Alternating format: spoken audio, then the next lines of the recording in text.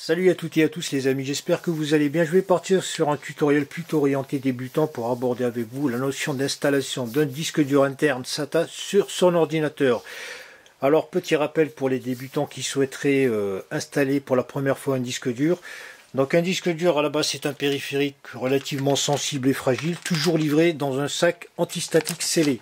Alors si par malchance suite à votre achat il vous arrive d'obtenir ce type de périphérique vendu dans un sac antistatique ouvert ou tout simplement dans un emballage ordinaire, alors à la rigueur ce n'est même pas la peine de l'installer sur votre bécane, pensez plutôt à le retourner immédiatement à votre vendeur. Deuxième point très important, les disques durs sont de manière globale toujours vendus nus, sans câble SATA et parfois sans vis. Alors si c'est le cas pour vous, donc rapprochez-vous toujours auprès de votre vendeur pour savoir au moins s'il a les vis. Et en parallèle, prévoyez l'achat de cordons de manière à pouvoir l'exploiter aussitôt votre commande arrivée. Voilà, ceci dit, donc le disque dur, ça ressemble à ça. Donc lorsque vous l'extrayez, évitez à tout prix d'être en contact avec le PCB, la partie électronique. Voilà, ça ressemble à ça pour ceux qui ne savent pas ce que c'est. Un disque dur donc de chez Western Digital en SATA. Donc c'est la technologie de transfert de données tout simplement. Voilà, d'1 TB. Donc ici on a deux connecteurs. Le premier, le plus petit, destiné au câble de transfert de données, et le second destiné donc au connecteur SATA pour l'alimentation. Vous voyez qu'ils ont une forme en L, tout simplement pour accueillir les cordons. Donc à quoi ça ressemble si vous ne savez pas? Donc il y en a plusieurs modèles sur le marché, je vais vous en montrer quelques-uns, comme ça. Donc double tête plate avec verrou. Donc les verrous sont tout simplement ces petits boutons pressoirs qui vont permettre de fixer correctement le câble et sur la carte mère et sur le disque dur. Voilà, donc pour ôter le câble, il faut impérativement donc appuyer dessus et tirer, sinon vous risquez de bousiller votre carte mère ou votre connecteur. Voilà, ça ressemble à ça. Donc au niveau des indications, c'est toujours précisé qu'on est sur du Serial ATA, qu'on peut appeler aussi SATA ou SATA tout simplement. Voilà, sur tous les connecteurs. Second câble, je vais vous montrer donc celui-là. Donc là on a une tête plate toujours indiquée avec la mention Serial ATA. S'il veut bien se montrer. Voilà. Et avec tête coudée ou angulaire de l'autre côté.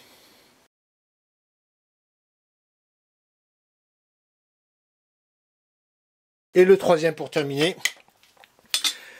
Donc en général ils font 30 et 50 cm, ils sont courts et c'est largement suffisant pour les connecter à la carte mère. Donc celui-là il a la particularité d'avoir un connecteur sans verrou, donc c'est très pratique et plus simple à fixer que les autres.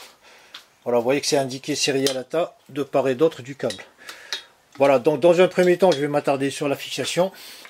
Donc ici je vais partir sur un vieux boîtier qui est un Cooler Master Advanced 2 CM690 si ma mémoire est bonne. Je vous mettrai la référence exacte du boîtier qui a la particularité d'avoir des racks ou des tiroirs amovibles doté de fixation. Donc dans mon cas je n'aurai pas besoin de vis pour monter le disque dur sur le tiroir. Donc il y a une petite vis avec, quand une vis c'est un petit clou, avec un petit coussinet en gomme qui va permettre d'absorber donc les vibrations générées par les plateaux du disque dur. Voilà, à ce niveau, donc c'est vraiment très simple. Donc sur tout disque dur il y a des trous pré-percés pour accueillir les vis. Moi je vais y mettre mes petits clous de rack. Donc toujours connecteur côté arrière. Voilà, ça se fixe de cette manière tout simplement.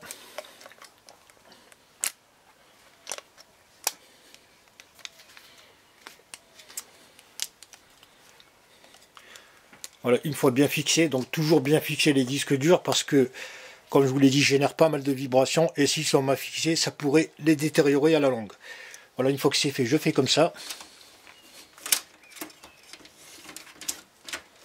Et je le fixe. Je vais à présent m'attarder sur un second disque dur d'occasion, celui-ci.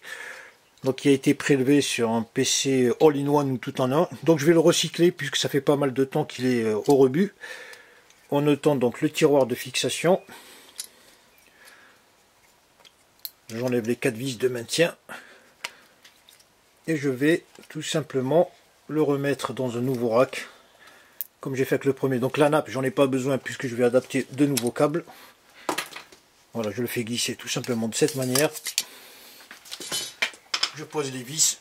J'extrais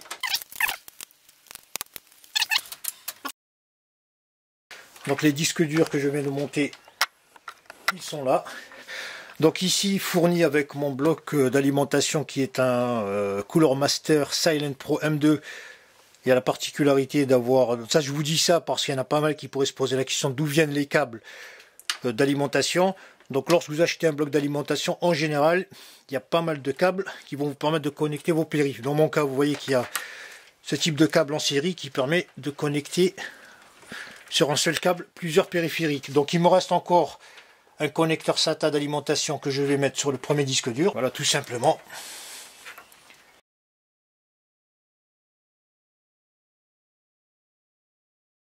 Et pour l'alimentation du second disque dur, j'ai tout simplement pris un nouveau câble qui a été fourni avec mon bloc d'alimentation. Donc ça ressemble tout simplement à ça.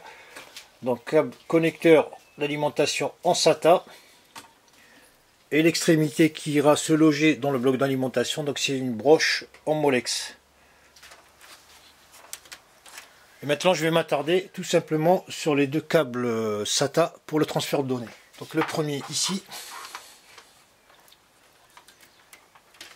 Et le second ici. Et par la suite, bien sûr, il y aura la gestion de câbles à faire dans le sens où c'est un peu le fouillis.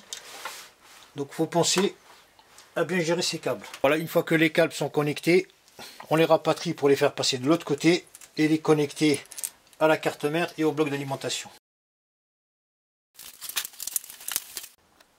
Je vais connecter mon port Molex sur mon bloc d'alimentation en choisissant un port de libre.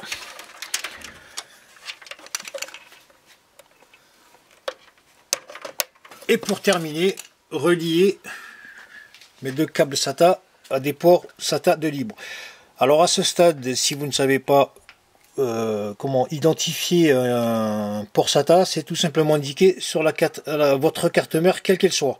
Donc si vous avez du mal à les retrouver, à la rigueur, référez-vous à votre manuel de carte mère. Donc c'est très simple en général, il n'y a aucun souci. Voilà, vous les connectez de cette manière. Je vais prendre le second. Donc ceux qui disposent d'un verrou, toujours le mettre en face de vous pour le rentrer. Donc ne le mettez pas à l'envers et n'essayez pas de forcer parce que vous risquez de bousiller le connecteur. Alors on va entendre un petit clic. Voilà, à ce stade c'est terminé et ça ressemble à ça. Voilà, l'installation des deux disques durs est terminée.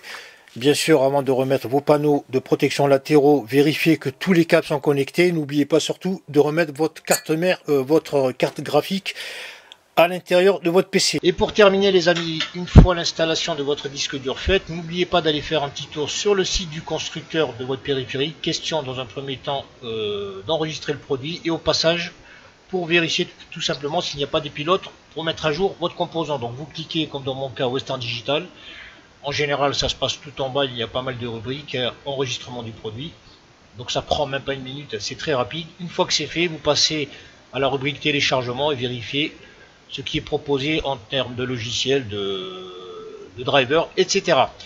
Voilà, c'était comment installer très simplement un disque dur interne sur sa bécane. Je vous remercie d'avoir suivi cette vidéo et je vous dis à très bientôt.